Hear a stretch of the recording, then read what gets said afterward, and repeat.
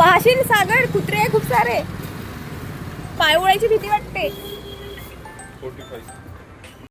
राम राम मंडळी, स्वागत आहे तुमचं माझ्या यूट्यूब चॅनलवर. हा ब्लॉग रक्षाबंधनच्या दिवशीचा आहे, जो मी आज टाकला. मला लेट झालं आहे थोडंसं, कारण अधिराजला पण बरं नाही आहे. आणि यामध्ये पण बघा, तुम्हाला अधिराज आजूबाजूला सध्या दिसणारच नाही, कारण मी त्याला कपडेसुद्धा घालून दिलेले नाही आहे नवीन. कारण त्याला जर कपडे घालून दिले असते तो पुन्हा माझ्या मागे लागला असता बाहेर जाण्यासाठी. आणि म्हणून मी विचार केला, आधी मी माझ्या भावाला राखी वगैरे बांधते आणि त्याच्यानंतर मी त्याची तयारी करून देईन. मला 2-3 फोटो पण काढायचे होते भावासोबत. आणि तुम्ही बघा, अधिराज पण तुम्हाला दिसेल त्या फोटोमध्ये. हे बघा, या फोटोमध्ये तुम्हाला तो दिसतच असेल.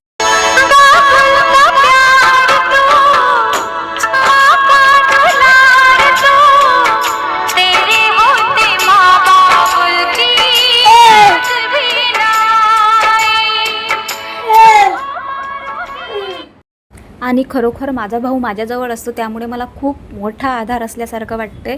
मला जास्त आईवडिलांची आठवणच नाही येत, कारण तो माझ्याजवळ असते म्हणून. आणि माझं दुखलं सुकलं तर प्रत्येक वेळेला तो विचारपूस करतो, ताई तू जेवली का, हे सुद्धा तो रोज मला विचारतोच. अजून काय पाहिजे या एका बहिणीला. आणि आता सगळ्यात मोठं आव्हान आहे आमच्याकडे, अधिराजला राखी बांधणं. कारण तो बिचारा शांततेने बसत नाही, शांततेने आपल्या बहिणीला राखी बांधू देत नाही. आणि त्याच्यामुळे लास्टमध्ये त्याची बहीण अपसेट होऊन जाते. आणि आजही असंच त्यांनी केलेलं आहे. राखी वगैरे बांधताना बघा तुम्ही, हात आम्हाला असा घट्ट पकडून ठेवावा लागतो.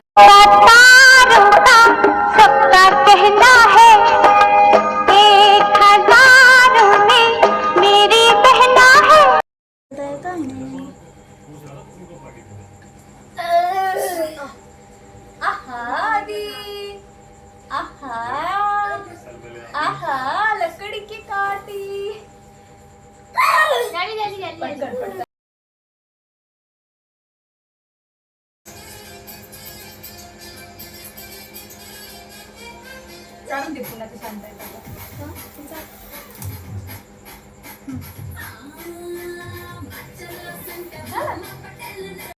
इथे बघा, इथे यांची थोडीफार मस्ती सुरू आहे. मला कपडे बदलवायचे होते, कारण अधिराजची घनघन चालू झाली होती आणि आम्ही बाहेर गेलो. मग त्याला घेऊन थोडंसं, तुम्हाला त्याच्या आधी पण सांगितलं मी, त्यांनी नवीन कपडे घातले की त्याला पाहिजे आहे बाहेर फिरायला.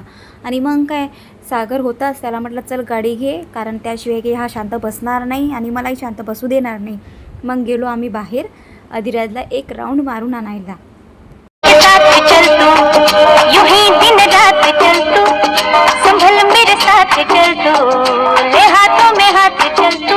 अधिराज बघा, मस्त खुश आहे, मस्त मधात बसलेला आहे आणि एन्जॉय करत आहे. थंडी थंडीगार हवा पण खात आहे. बाहेर मस्त रक्षाबंधन होतं ना, त्यामुळे राखींचेच दुकान होतं जिकडे तिकडे. आणि खूप छान छान राख्या पण होत्या, पण मला नाही जाता आलं. ज्या राख्या आणल्या त्या माझ्या मुलीनीच घेऊन आली आहे, तिला जशा पसंत आल्या तशा. आणि त्यानंतर मी घरूनच ठरविलं होतं की गुंजनसाठी मी आईस्क्रीम आणेल, त्याने ती खुश होईल, तिचा मूड चांगलं होईल, कारण ती अधिराजमुळे थोडी अपसेट झाली होती म्हणून. आणि इथे बघा, गाडीजवळ इतके सारे कुत्रे आहे की मला हे भीती वाटत होती की अधिराजचा पाय वगैरे पकडेल. आणि तिथे मला एक कप पण दिसला चायचा. मला थोडा वेळ झाला, आधी गेली असती तर कमीत कमी मला चाय भेटला असता. मग काय, निघालो आम्ही घरी. अधिराजचं फिरणं पण झालं आणि गुंजनसाठी आईस्क्रीम घेणं पण झालं. आणि दोघंही खुश, अधिराज खुश, गुंजन खुश. ते खुश तर मी खुश, हो की नाही. आजचा ब्लॉग तुम्हाला कसा वाटला कमेंट्समध्ये नक्की सांगा. आणि सबस्क्राईब करायला विसरू नका. Bye bye. चला पटकन घरी.